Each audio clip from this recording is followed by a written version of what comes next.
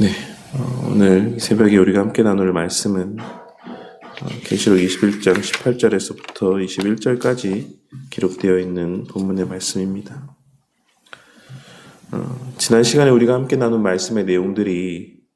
새 예루살렘 성의 그 외적인 크기, 그런 어떤 넓이, 규모와 관계된 말씀이었다라고 한다면, 오늘 우리가 함께 나눌 이 말씀은 새 예루살렘을 구성하는 그 구성체들에 대한 묘사의 말씀이라고 할 수가 있습니다.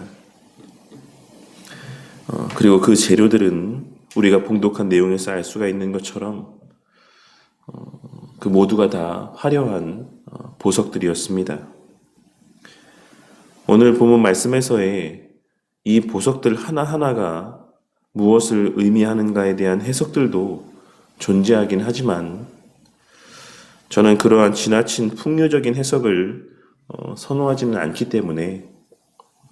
오늘 말씀에서 이 보석들 하나하나가 무엇을 의미하는가,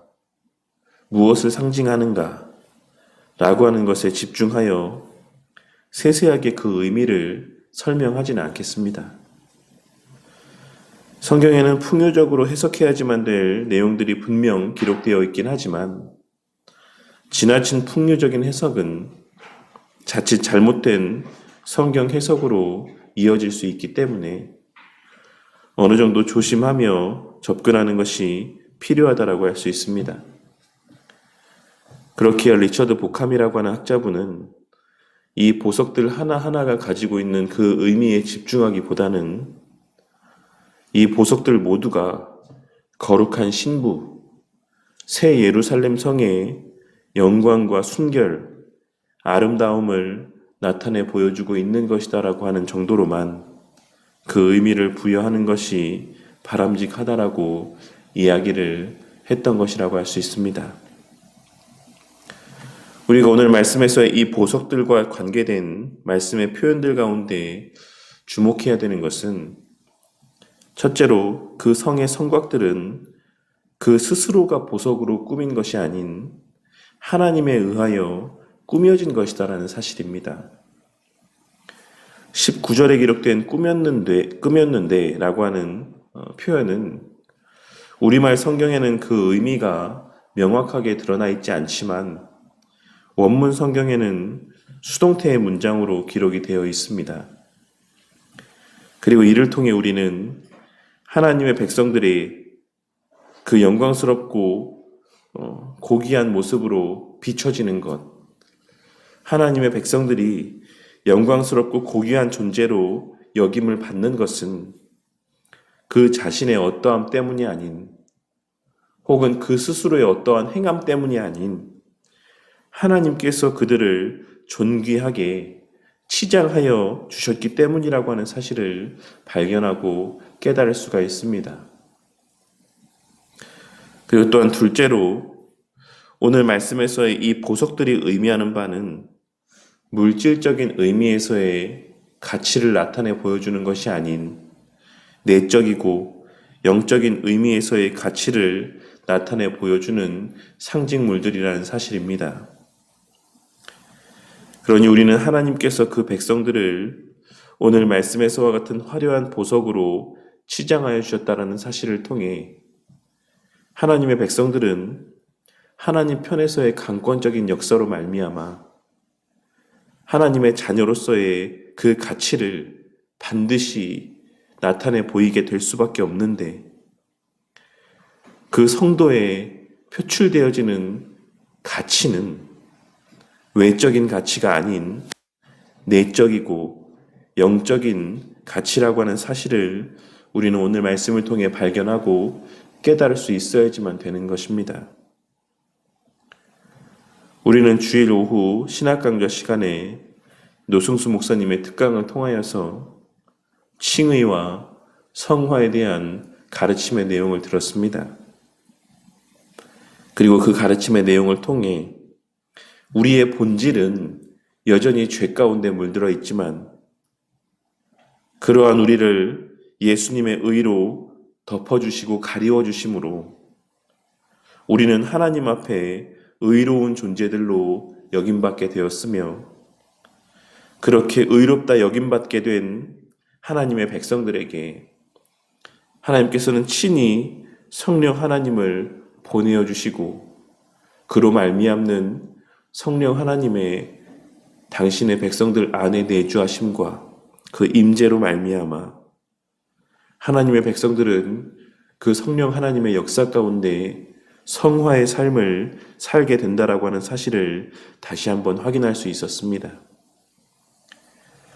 그리고 바로 그 사실이 오늘 말씀에서의 하나님께서 친히 당신의 백성들을 화려하고 귀한 보석들로 치장하여 주시는 모습들과도 맥을 같이 하는 것이라 할 수 있는 것입니다. 하나님께서는 당신의 백성들을 의롭다고 칭하여 주실 뿐만 아니라 그들에게 허락하신 의로움에 합당한 모습들을 갖추도록 성령 하나님의 역사를 통해 사랑과 희락과 화평과 오래 참음과 자비와 양선과 충성과 온유와 절제의 귀하고 가치 있는 모습들로 우리를 화려하게 치장하여 주시는 것입니다. 그러니 우리는 여러 열심과 거룩한 행실들로 구원을 받는 것은 아니지만 우리의 구원을 시작하시고 마치시는 하나님의 역사로 말미암아 그 구원을 허락받은 자들에게는 다시 말해 성령 하나님께서 그 안에 내주하시는 자에게는 영적으로 귀하고 가치 있는 모습,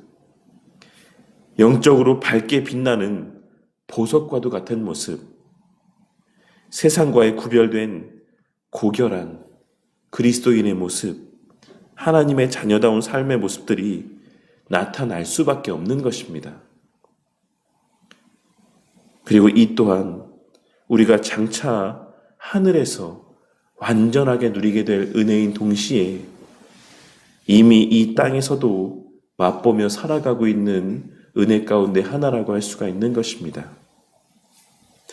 오늘 말씀을 통하여서 우리 모두의 마음 가운데 그리스도인으로서의 외적인 화려함에 대한 사모함이 아닌 내적이고 영적인 면에서의 화려함에 대한 사모함의 마음들이 생겨나게 되기를 바랍니다. 세상적인 성공과 부귀영화에 대한 마음이 아닌 그러한 것들로 자신의 그리스도인됨의 가치를 증명하려 하는 것이 아닌 사랑과 희락과 화평과 오래 참음과 자비와 양성과 충성과 온유와 절제의 모습들이 그 삶 가운데 가득하기를 바라는 마음들이 생겨나고 그러한 성령의 열매에 해당되는 모습들에 대한 사모함들이 날마다 우리 마음 가운데 더욱 커져가는 그와 같은 은혜가 있기를 바란다는 것입니다. 하나님께서 우리를 치장하여 주시는 것은 바로 그러한 내면의 내적인 영적인 아름다움의